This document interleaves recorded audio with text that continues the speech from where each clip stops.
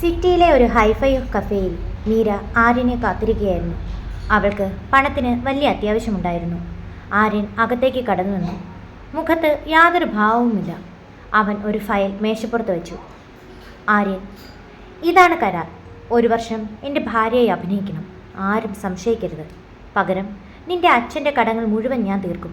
കൂടാതെ 10 കോടി രൂപ നിനക്ക് പ്രതിഫലമായി ലഭിക്കും. മീര വിറയ്ക്കുന്ന കൈകളോടെ ഫയൽ തുറക്കുന്നു. എന്തിനാണ് ഈ നാടകം? നിങ്ങൾക്ക് നേരിട്ട് വിവാഹം കഴിച്ചൂടെ? ആര്യൻ തണുത്ത ചിരിയോടെ പറഞ്ഞു. ചില സ്വത്തുക്കൾ കൈമാറാൻ ഞാൻ വിവാഹിതനാകണം എന്ന് എൻ്റെ അച്ഛൻ്റെ വിൽപത്രത്തിലുണ്ട്. എനിക്ക് സ്നേഹത്തിലൊന്നും താല്പര്യമില്ല, ബിസിനസ്സിൽ മാത്രമേ ഉള്ളൂ. സമ്മതമാണെങ്കിൽ ഒപ്പിടാം. മീര ഒപ്പിട്ടു. അന്ന് അവൾ അറിഞ്ഞില്ല അതൊരു സാധാരണ വിവാഹ കരാറല്ല എന്ന്, മരണക്കയത്തിലേക്കുള്ള വാതിലാണെന്ന്. വിവാഹം കഴിഞ്ഞു. ആര്യൻ്റെ പുരാതനമായ തറവാട്ടിലേക്ക് മീര താമസം മാറി. അവിടെ ഓരോ ചുമരുകളും രഹസ്യങ്ങൾ പറയാനുണ്ടായിരുന്നു. രാത്രികളിൽ മുകളിലത്തെ നിലയിൽ നിന്ന് ആരോ കരയുന്ന ശബ്ദം അവൾ കേട്ടു. ഒരു രാത്രി മീര ആര്യൻ്റെ മുറിയിൽ ഒരു രഹസ്യ അറ കണ്ടെത്തുന്നു. അതിൽ അവളോട് സാമ്യമുള്ള മറ്റൊരു പെൺകുട്ടിയുടെ ഫോട്ടോ ഉണ്ടായിരുന്നു. മീര ആത്മഗതമെന്നോണം പറഞ്ഞു, ഇതാര്? ഇവൾക്ക് എന്തു പറ്റി? ആര്യൻ എന്നോട് എന്തൊക്കെയോ മറയ്ക്കുന്നുണ്ട്. പെട്ടെന്ന് പിന്നിൽ ഒരാളുടെ സാന്നിധ്യം അവൾ അറിഞ്ഞു. അത് ശേഖർ വർമ്മയായിരുന്നു, ആര്യൻ്റെ അമ്മാവൻ. ആസ്തികൾ കൈകലാക്കാൻ ശ്രമിക്കുന്ന വില്ലൻ സ്വഭാവമുള്ളയാൾ. ശേഖർ, മോളെവിടെ അധികം അന്വേഷിക്കാൻ നിൽക്കണ്ട. ഈ വീട്ടിൽ കരാറുകൾ ഒപ്പിടുന്നവർ ആരും അധികകാലം ജീവിച്ചിരുന്നിട്ടില്ല. കഥ മാറുന്നത് ആര്യൻ്റെ പെരുമാറ്റത്തിലാണ്. അവൻ ക്രൂരനാണോ അതോ മറ്റാരെയോ പേടിക്കുന്നുണ്ടോ എന്ന് മീരയ്ക്ക് സംശയം തോന്നി.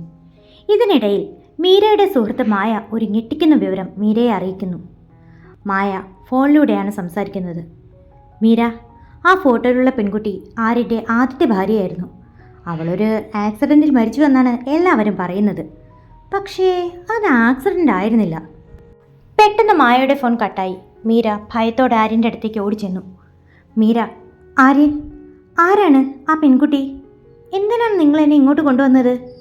ആര്യൻ അവളുടെ കൈകളിൽ ബലമായി പിടിച്ചുകൊണ്ട് പറഞ്ഞു. നീ അറിയേണ്ട കാര്യങ്ങൾ മാത്രമേ നീ അറിഞ്ഞാൽ മതി. മീര, ഈ കരാർ ലംഘിച്ച നിന്റെ അച്ഛൻ പിന്നെ ഈ ലോകത്തുണ്ടാവില്ല.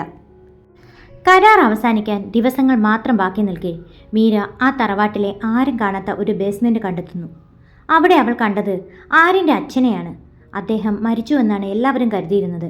പക്ഷേ ശേഖർ വർമ്മ അദ്ദേഹത്തെ മയക്കുമരുന്ന് നൽകി അവിടെ തടവിലാക്കിയിരിക്കുകയായിരുന്നു.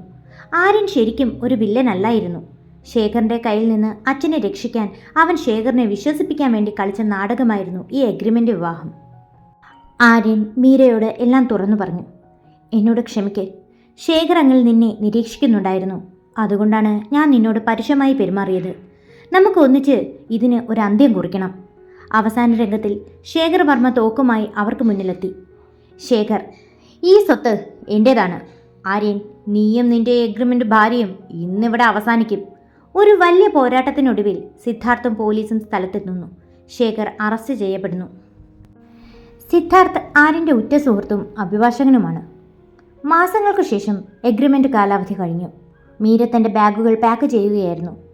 ആര്യൻ മീരയുടെ അരികിൽ വന്നു പറഞ്ഞു, മീര, കരാർ അവസാനിച്ചു.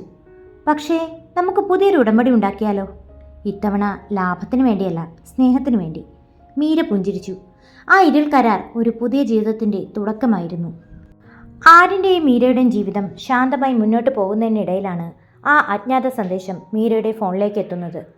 സന്ദേശം ഇങ്ങനെയായിരുന്നു: നീ രക്ഷപ്പെട്ടു എന്ന് കരുതണ്ട. കരാർ അവസാനിച്ചിട്ടില്ല.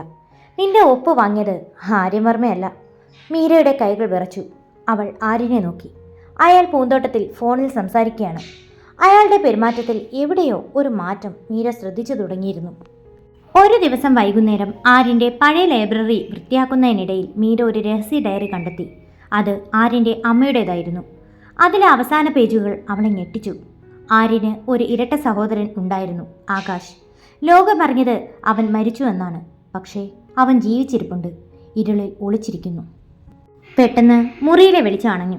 ആരോ പിന്നിൽ വന്ന് നിൽക്കുന്നതായി മീരയ്ക്ക് തോന്നി. മീര ശബ്ദം താഴ്ത്തി ചോദിച്ചു, ആര്യൻ, നീയാണോ? ശബ്ദം: ആര്യനല്ല മീര, നിന്റെ കരാറിലെ സാക്ഷി. വെളിച്ചം വന്നപ്പോൾ അവിടെ ആരും ഉണ്ടായിരുന്നില്ല. പക്ഷേ മേശപ്പുറത്ത് മീരയുടെയും ആര്യൻ്റെയും വിവാഹ ഫോട്ടോ ഉണ്ടായിരുന്നു. അതിൽ ആര്യൻ്റെ തല വെട്ടി മാറ്റിയിരിക്കുന്നു. രാത്രിയിൽ ആര്യൻ തിരിച്ചെത്തിയപ്പോൾ മീര അവനെ ചോദ്യം ചെയ്യാൻ തീരുമാനിച്ചു. ആകാശ് ആരാണ് ആര്യൻ? എന്തിനാണ് സിദ്ധാർത്ഥിനെ മാറ്റിയത്? ആര്യൻ ഒരു നിഗൂഢമായ ചിരിയോടെ പറഞ്ഞു. നീ ഒരുപാട് അന്വേഷിക്കുന്നു മീര.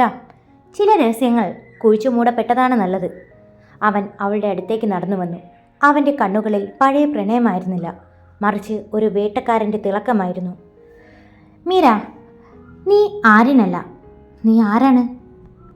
അയാൾ തൻ്റെ ഇടതു കൈ ഉയർത്തി കാണിച്ചു. ആര്യൻ്റെ കയ്യിലുണ്ടായിരുന്ന ആ വലിയ മറുക് ഇയാളുടെ കയ്യിലില്ല. അജ്ഞാതൻ. സത്യം കണ്ടെത്തിയ സ്ഥിതിക്ക് ഇനി നിന്നെ വിടാൻ പറ്റില്ലല്ലോ. യഥാർത്ഥ ആര്യൻ ഇപ്പോൾ എവിടെയാണെന്ന് അറിയണോ? ഈ വീടിൻ്റെ അടിത്തറയ്ക്കുള്ളിൽ അവൻ ശ്വാസം മുട്ടി മരിക്കുകയാണ്.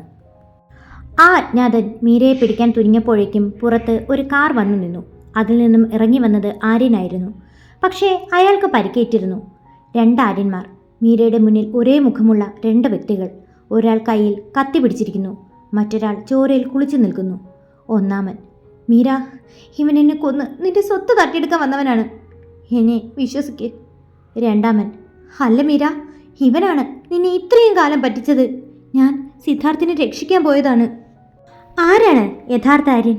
ആരെയാണ് മീര വിശ്വസിക്കേണ്ടത്? രണ്ടുപേരും അവളോട് ഒപ്പിട്ട കരാറിനെ കുറിച്ച് സംസാരിക്കുന്നു. പെട്ടെന്ന് മീരയുടെ കയ്യിലുണ്ടായിരുന്ന തോക്ക് അവൾ ഒരാൾക്ക് നേരെ ചൂണ്ടി. പക്ഷേ അവൾ ട്രിഗർ വലിക്കുന്നതിന് മുമ്പ് വീടിൻ്റെ മുകളിലത്തെ നിലയിൽ നിന്ന് അട്ടഹാസം കേട്ടു.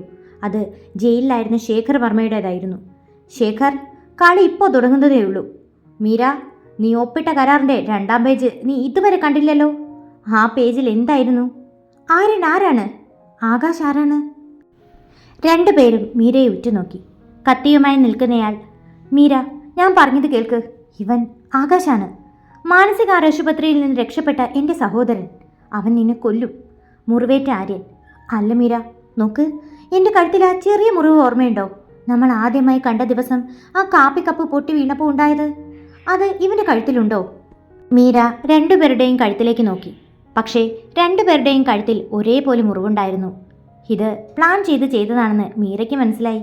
മീര തോക്ക് താഴ്ത്താതെ, നിങ്ങൾ രണ്ടുപേർക്കും ഒരു കാര്യം അറിയില്ല.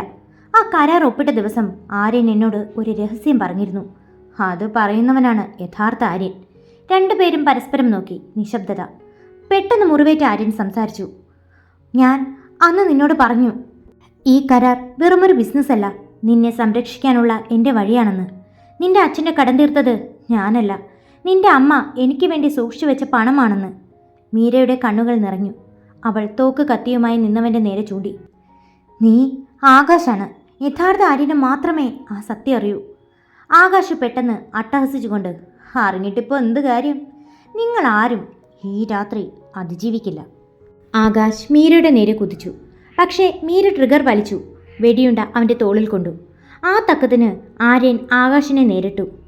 മീര, വേഗം ആ ചുവന്ന സ്വിച്ച് അമർത്തു. ബേസ്മെൻറ്റിലേക്കുള്ള വഴി തുറക്കും. അവിടെ സിദ്ധാർത്ഥുണ്ട്. മീര സ്വിച്ച് അമർത്തിയതും ഭിത്തി നീങ്ങി. ഒരു രഹസ്യ വഴി തെളിഞ്ഞു. അവൾ ഉള്ളിലേക്കോടി. അവിടെ കൈകാലുകൾ ബന്ധിച്ച നിലയിൽ സിദ്ധാർത്ഥിനെ അവൾ കണ്ടെത്തി. സിദ്ധാർത്ഥ് ഉടനെ വിളിച്ചു പറഞ്ഞു, മീര, വേഗം മാറ്. ശേഖർ ഇവിടെ ബോംബ് വെച്ചിട്ടുണ്ട്. ഈ വീട് തകർക്കാൻ പോവുകയാണ്. മീര സിദ്ധാർത്ഥിനെ അഴിച്ചു മാറ്റി. പുറത്ത് വലിയൊരു സ്ഫോടന ശബ്ദം കേട്ടു. പുകയും പൊടിയും നിറഞ്ഞ മുറിയിൽ ആര് ജയിച്ചു എന്ന് വ്യക്തമല്ലായിരുന്നു. മീരയും സിദ്ധാർത്ഥും പുറത്തേക്കോടി. ദൂരെ ആഡംബര വീട് കത്തിയമരുന്നത് അവർ കണ്ടു. പെട്ടെന്നൊരു രൂപം പുകയ്ക്കുള്ളിൽ നിന്ന് നടന്നു വരുന്നത് മീര കണ്ടു. അത് ആര്യനായിരുന്നു. അവൻ മീരയെ ചേർത്ത് പിടിച്ചു. ആര്യൻ, എല്ലാം അവസാനിച്ചു മീര, നമ്മൾ രക്ഷപ്പെട്ടു. അവർ കാറിൽ കയറി ദൂരേക്ക് പോയി. ഇവിടെ മീരയുടെയും സിദ്ധാർത്ഥിൻ്റെയും പുതിയൊരു ജീവിതം ഉടമ്പടികൾ ഇല്ലാതെ തുടരുകയാണ്. എന്നാൽ ആര്യൻ്റെ യഥാർത്ഥ അച്ഛൻ മരണപ്പെട്ടു എന്നുള്ള സത്യാവസ്ഥ അവർ അവസാനമായി അറിഞ്ഞത്.